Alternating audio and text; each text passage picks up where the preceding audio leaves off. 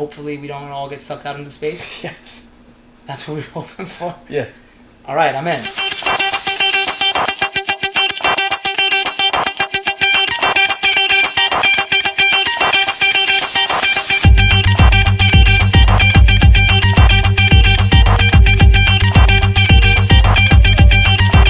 Let's talk about Red Rising. Okay. Let's put our foot in our mouths and let's Okay. talk something that you're passionate about and then I'm passionate about. Okay. Tell the viewers loosely about what Red Rising is. Red Rising is Tell me about it.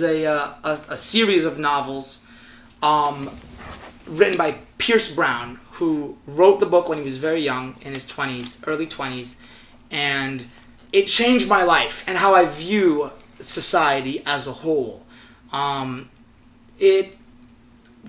Without trying to spoil anything, I'm sure we will throughout our podcast, without spoiling anything, it tells the story, a science fiction story of a Martian slave.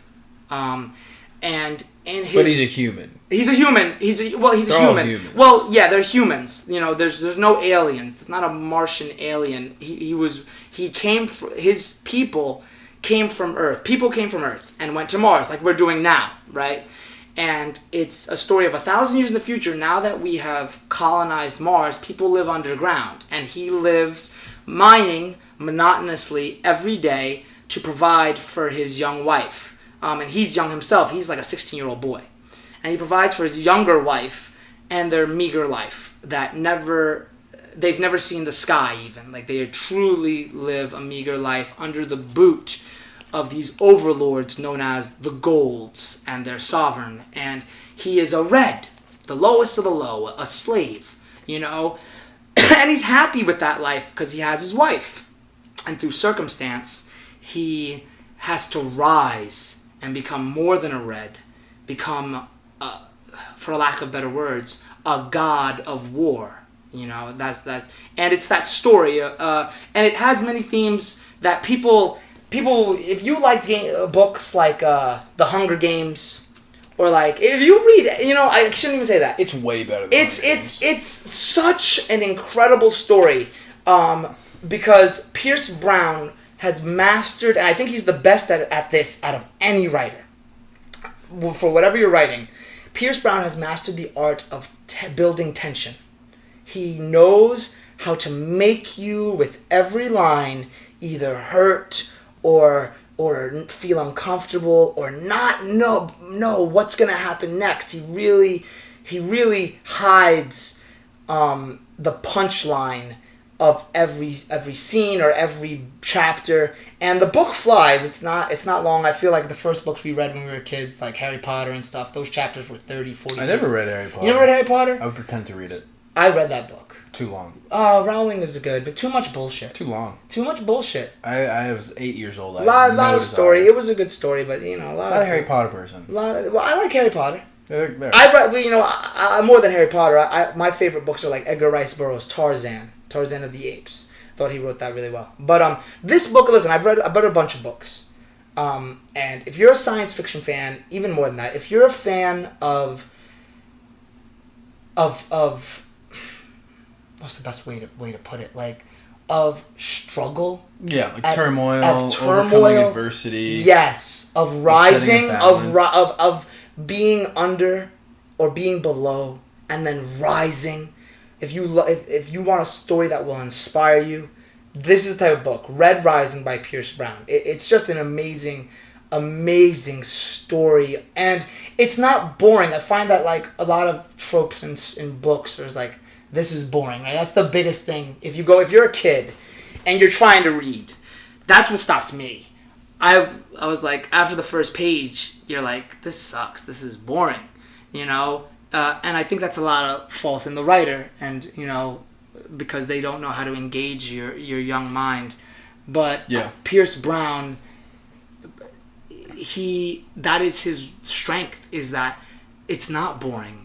Every line, I mean, even if you're reading monotonously and you're reading and you're not paying attention, you lose so much in this story. There's so much layered into the darkness of this story, the evil of this story, and it reflects our own society so well, in a way.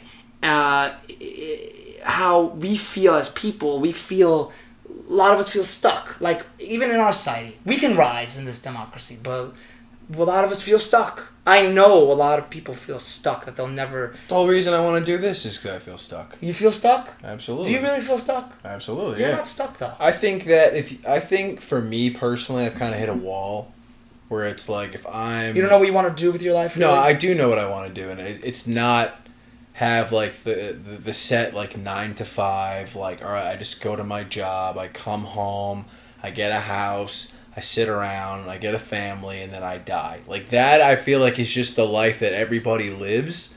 And like, for me now, like, I want more than that, right? Like, you want freedom. You want to be able to have like freedom to, if you want to go away for a month and go on vacation, you could do that. If you want to be able to step away from your job because you have other sources of revenue, and you can sustain yourself. Those are the things that you want to do, want to aspire to be. And I think just recently I kind of had the like epiphany, I guess you could say, is that like what I was doing felt like monotonous, and it felt like I'm in a rat race where it's like every single day, like, yeah, on paper I have a great job and I do well for myself and all those, like, you check all the boxes, but I want so much more than that, right? Like, I want to be able to express myself and like have these different mediums where I'm talking to you and talking to like-minded people and looking into new things beyond like just your comfort zone, right? Because that's what growth is, and like that's what I feel like is real experience. So talking about like Red Rising, like, it actually that is the full connection. He's, and not for him, not for Darrow. See, Darrow is content with his life, and that's how I feel. I'm quite content, you know, and that might be a problem. And in the story, it is a problem. His wife is not happy. She does not want their children to grow up as slaves, and she wants to live, like you said, for something more, you know. And I think that's the main theme of the book, is that every character is trying to live for something more than they are, which becomes a major theme. I know you've only read up to the 3rd book. I have just finished the 6th. Lightbringer by Pierce Brown just came out this month, or last month. An excellent novel. He really has grown as a writer in the past 10 years. He's been writing this story. It's grown. It's just the lessons it teaches you about life are there, and it's not boring. There's action. There's really gritty action. Can I tell you what I think truly makes it not boring? More so than the action. Like, the action is well written and yes, it's engaging, gets your heart pumping, so to speak. That's great. But none of the characters are one-dimensional. Right. Every character has their own kind of internal conflict and their thing that drives them, and that's what makes you relate to them and care about their struggle. Right. Because when there's people that are just evil for the sake of evil, or good for the sake of being good, that's not someone you could relate to and get behind, because they're almost not human. Humans are very dynamic creatures that, you know, you could have this kind of drive one day, and the following day, you're like, you know what, I want to deviate from that path into something completely different. Like, every character in Red Rising is completely fleshed out, where you know what their motivations are, but something can turn on a hair trigger and change that, and it would make sense why. Right. So when deception happens, you're like, oh my god, I can't believe this happened, but it's not shoehorned in. It's like, you know what, that was set up 8 chapters ago. That was set up in the last book. That was set up based on this conversation. And it might have just been a line. It might have been just one line. That you thought was a throwaway. And you have to pay attention to that, because that one line, that one eye movement, that one shift of body language, like, it matters. It always matters. Every line just paces the book so well, and the book is a sprint. It's not. Yeah, it's very. It's fast. a sprint. This story from start to finish is run. I mean, epic space battles, sword duels, court intrigue, betrayal, like Game of true Thrones. love. You know, it's like Game of Thrones and Dune and Star Wars had a baby. Yeah. You know, like, we're talking about fleets of ships shooting rail slugs at each other, all the while crashing into a planet while two men duel each other in burnt armor as the atmosphere melts their skin. I mean, it's crazy shit. And then it could go to... But that's not even the best scene. The best scene might be a scene where Darrow's sitting with a gold woman and just talking to her and seeing how she thinks and how she's lying to him. And it's the intrigue. Yes, yeah. It's the dialogue. That's what really draws you. The dialogue in this book between characters is the best in any book I've ever read. Right. Any book I've ever read. There's so much going on beneath the lines that you can sense. You can sense that there's something going on, you know? And I feel like in books and in media today, you don't sense that. It just feels like you're watching it's a the story, same old tired trope, you know? over and over And in again. this story, it's not. You feel that the characters are real, that they have their own designs, that they have their own motives, and that it's not just... The story isn't being written for the main character. It's not being written for him. It's being written for something more, even though the whole book is in first-person present tense.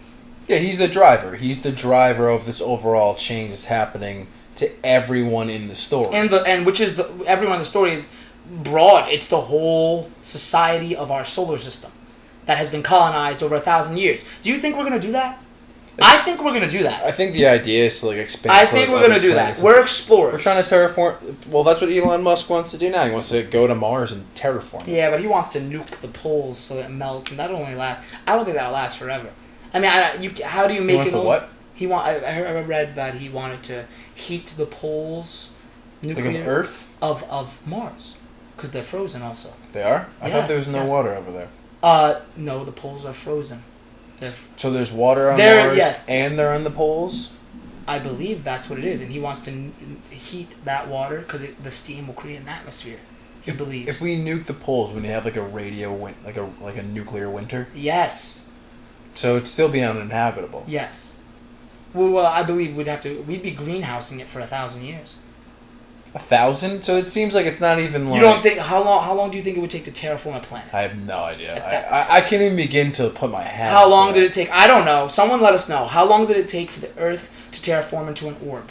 Millions of years. Okay, well, how long did it take for that orb to become inhabitable by life? I'm sure millions of years. Maybe millions? Okay, well then it might take millions. Okay, but that was by natural. What if it's by forced evolution of a planet? What if humankind can cut those years? What if we just grew a lot of plants? Couldn't do that. With what soil? With what water? How are we going to water the plants? You bring the water. So we could greenhouse it all over the world, and then we open the domes, and hopefully we don't all get sucked out into space? Yes. That's what we're hoping for? Yes. All right, I'm in. I think you bring the plants, you bring over a lot of Dasani, and then you just water all the plants in these greenhouses, and then when you're like, all right, we got enough plants, let's give it a shot. I think that's not going to work. So nuking the poles. I think that a better thing to do is that we send crews there to do actually what was said in the book, that we see if there's anything underneath the Martian Earth, which is way bigger than our Earth, and discover if something inside the Earth... But Mars is smaller than Earth. No, I believe it's bigger than Earth. I would bet my right foot that Mars is smaller than Earth. I thought it was bigger than Earth. I was almost positive that it was bigger than Earth. I'm gonna look it up right now. You keep talking, but I'm gonna tell you right now. I know its moons are way smaller than our moon. It's barely a celestial sphere. But I know that I believe that Mars is bigger than Earth. I know that Mercury is way smaller than Earth. Mercury is the smallest planet right, in the solar system. But I believe Mars is bigger than Earth. And I believe we should just go there, just how we found fossil fuels here, and they fuel everything we do. I think that if we go into Mars, we'll find something. Mars is half the size of Earth. Half? It's smaller than Earth? Because remember, even in the book, it says it has a lower gravity than Earth. You're right. It is a smaller sphere. Yeah. All right, because it has a... Oh, yes, there it is. Okay, there, I was wrong. I don't even know. I'm bad. But... none of us know. I don't want to know what it takes to terraform. I've seen it done in Man of Steel. So if we had like a world engine and we could shoot blue light into the core, and then we could emit the gases, then we could do it. Okay.